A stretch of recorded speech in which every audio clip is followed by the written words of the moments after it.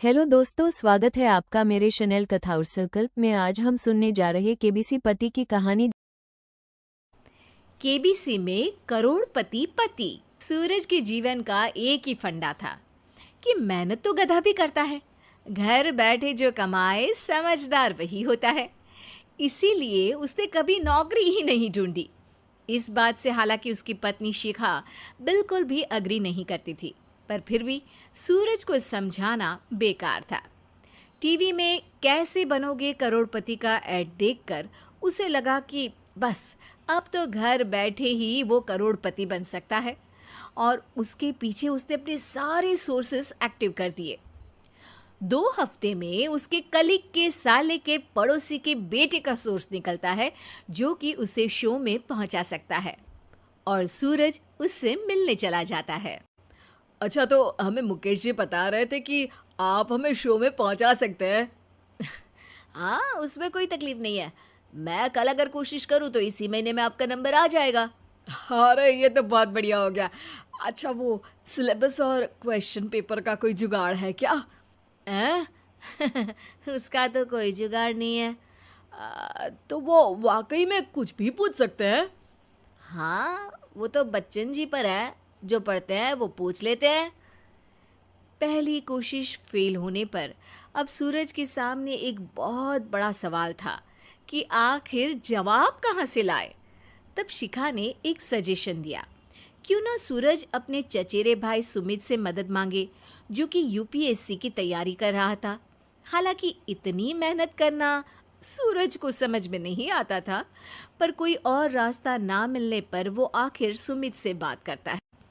अरे सुमित, हमारा कैसे बनोगे करोड़पति के लिए सिलेक्शन होने वाला है। तुम हमें थोड़े चिट बनाने में मदद करोगे क्या? अरे भैया, चिट बनाए तो सालों हो गए, उसमें हमारा एक्सपर्टीज नहीं है। बल्कि आप बोलो तो हम आपकी पढ़ने में ज़रूर मदद कर सकते हैं। हट, कैसी अनाप शराब बातें कर रहा है तू। सूरज ने सुमित को मना तो कर दिया था, पर तैयारी करने के सिवाय कोई चारा उसे दिख भी नहीं रहा था। खासकर जब 12 के पेपर लीक करने के एक्सपर्ट शुक्ला जो भी हाथ जोड़ लेते हैं। आखिर सूरज को सुमित के पास जाना ही पड़ा, और उसने सुमित और शिखा से वादा किया कि वो बहुत मेहनत करेगा। 1 महीने की तैयारी के बाद फाइनल हुआ कि शो से 1 हफ्ते पहले एक ट्रायल खेला जाएगा, जहां पर सारे रिश्तेदार ऑडियंस की जगह पर होंगे और शिखा सवाल पूछेगी। दूर दराज से भी रिश्तेदार आकर हाजिर हो गए देखने कि आखिर कैसे बनेगा सुमित करोड़पति। सब कुछ सेट था, और इतने में सूरज आकर अपना स्पीच देता है। ये 1 महीना मेरे लिए आसान नहीं था, पर अपने भाई सुमित और अपनी पत्नी शिखा की मदद से मैं इतनी दूर पहुंच पाया हूँ। मेरे मम्मी पापा के आशीर्वाद ने भी बहुत साथ दिया है मेरा। मैं उम्मीद करता हूँ कि आज के शो में आप लोगों को बहुत मज़ा आएगा। साक्षी पहला सवाल पूछती है, और पूरे कमरे में सन्नाटा छा जाता है। इंडिया में कितने स्टेट्स हैं? 3, सॉलिड, लिक्विड और गैस। अरे रुकिए, तो ऑप्शंस तो देने दीजिए। इतने में 5वीं कक्षा का चिंटू बोल उठता है। अरे क्या मामा, आप तो पहले सवाल पर ही आउट हो गए। अरे बेटा, पहला सवाल तो ट्रायल होता है ना। अरे तुम अब देखना। देखने जैसी बात तो थी ही। सूरज को इतना शांत किसी ने नहीं देखा था। कभी कभी तो लगता था मानो सूरज आंख खोलकर ही सो गया हो। मामा जल्दी करो प्लीज, कल सुबह पनवेल भी तो निकलना है। अरे हट, कंसंट्रेट करने दे मुझे। 3 सवाल में 3 लाइफलाइन खत्म हो चुकी थी, और अब चौथे सवाल पर भी सूरज का मौन नहीं टूटा। पर सूरज अभी भी हार मानने को तैयार नहीं था। उधर हर कोई सूरज को छोड़ सुमित को देख रहे थे। आखिर सुमित ने ही तो पढ़ाया था सूरज को। गजब बेइज्जती है यार। अरे बेटा, तो बाप का, दादा का, भाई का, सबका नाम बुड़वाएगा। अरे 3 लाइफलाइन ले ली तो भी तेरा कुछ नहीं होना है। अरे कोई इतनी बात करता है क्या शो पर? अरे बेटा, शो पर तेरे जैसे भी तो नहीं आते ना। सूरज की ये जंग आखिर 1 घंटे बाद 5वें सवाल पर खत्म हो गई जब उसने इंडिया के नेशनल बर्ड का नाम कहा, कौवा। अरे बेटा, मजा तो बहुत आया, बस थोड़ा टाइम पर खत्म होता तो आनंद भी आ जाता। ताने बारिश के बूंदों की तरह बरस रहे थे और सूरज को भी समझ आ रहा था कि ये करोड़पति बनना शायद उसके बस के बाहर की बात है। पर वो आखिर ये बात मान कैसे लेता?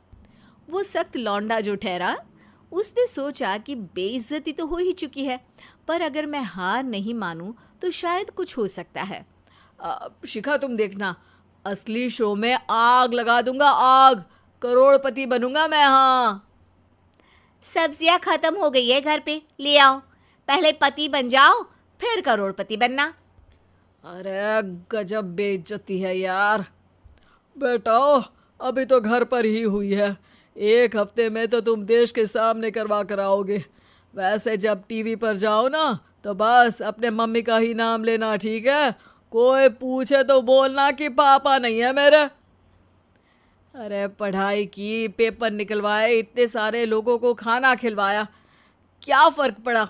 इसीलिए मैं कहता हूँ कि मेहनत तो गधा भी करता है, घर बैठे जो कमाए वही सिकंदर। लेकिन मामा, गधे भी जानते हैं कि हमारा राष्ट्रीय पक्षी मोर है।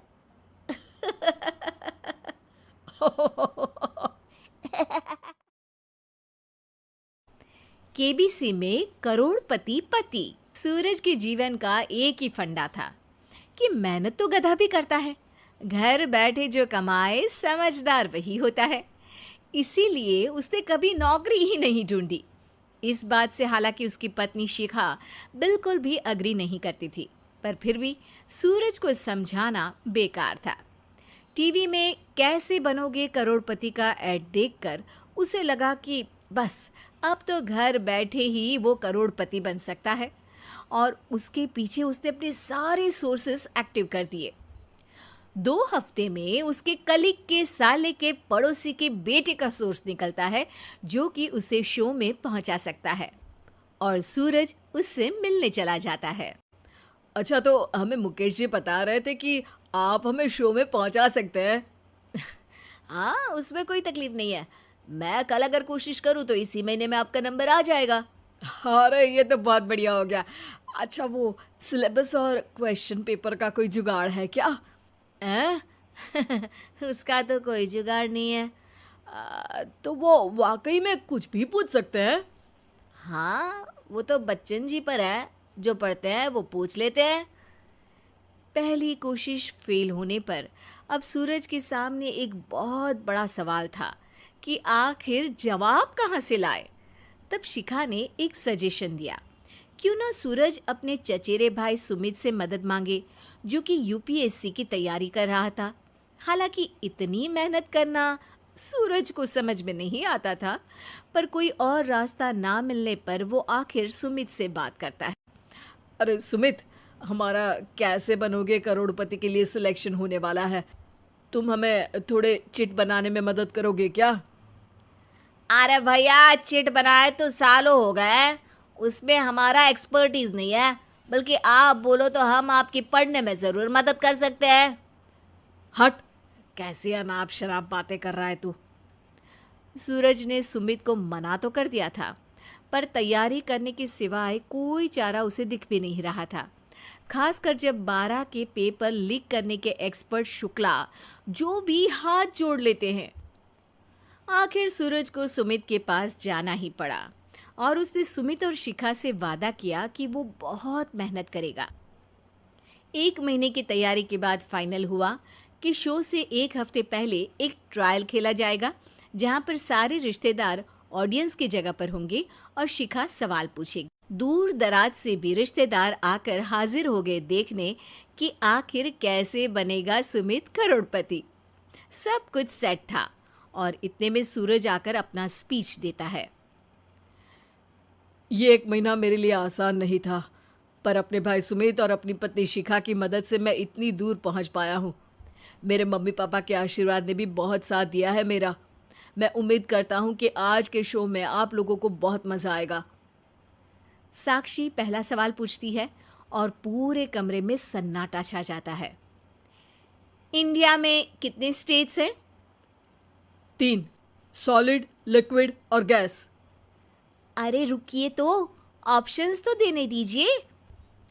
इतने में 5वीं कक्षा का चिंटू बोल उठता है।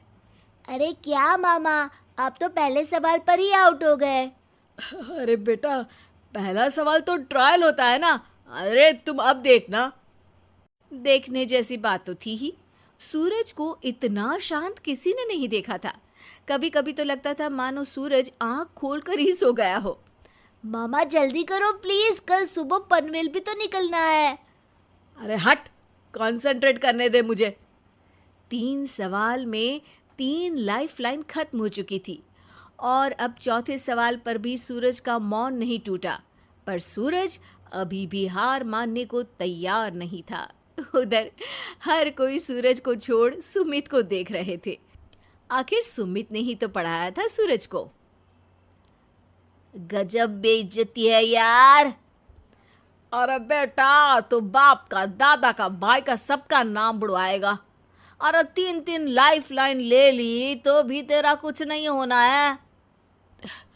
अरे कोई इतनी बात करता है क्या शो पर? अरे बेटा, शो पर तेरे जैसे भी तो नहीं आते ना। सूरज की ये जंग आखिर 1 घंटे बाद 5वें सवाल पर खत्म हो गई, जब उसने इंडिया के नेशनल बर्ड का नाम कहा, कौवा। अरे बेटा, मजा तो बहुत आया, बस थोड़ा टाइम पर खत्म होता तो आनंद भी आ जाता। ताने बारिश के बूंदों की तरह बरस रहे थे और सूरज को भी समझ आ रहा था कि ये करोड़पति बनना शायद उसके बस के बाहर की बात है। पर वो आखिर ये बात मान कैसे लेता? वो सख्त लौंडा जो ठहरा, उसने सोचा कि बेइज्जती तो हो ही चुकी है, पर अगर मैं हार नहीं मानूं तो शायद कुछ हो सकता है। शिखा, तुम देखना, असली शो में आग लगा दूंगा, आग। करोड़पति बनूंगा मैं। हाँ, सब्जियां खत्म हो गई है घर पे, ले आओ। पहले पति बन जाओ, फिर करोड़पति बनना। अरे गजब बेइज्जती है यार। बेटा, अभी तो घर पर ही हुई है, 1 हफ्ते में तो तुम देश के सामने करवा कर आओगे। वैसे जब टीवी पर जाओ ना, तो बस अपने मम्मी का ही नाम लेना, ठीक है?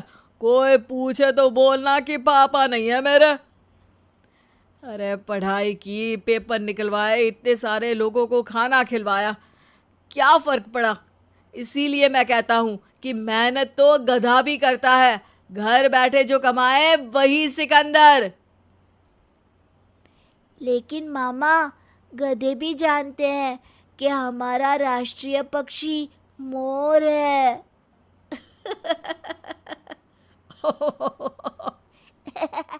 अगर आपको वीडियो पसंद आया है तो इसे जरूर शेयर और सब्सक्राइब करें और भी मजेदार वीडियो के लिए।